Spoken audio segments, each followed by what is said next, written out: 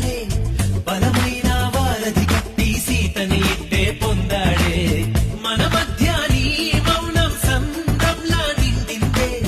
మనసే ఓ వారధి చేసి నీటిక సొంతం అవుతానే చంద్రుణ్ణే చుట్టేస్తానే చేతుల్లో పెడతానే ఇంకా నువ్వాలోచిస్తూ కాలాన్నంతా ఖాళీ చెయ్యొద్దే మనకన్నా పొడిచే మనగాడే లేడమ్మో ప్రతి గంట కొలిచే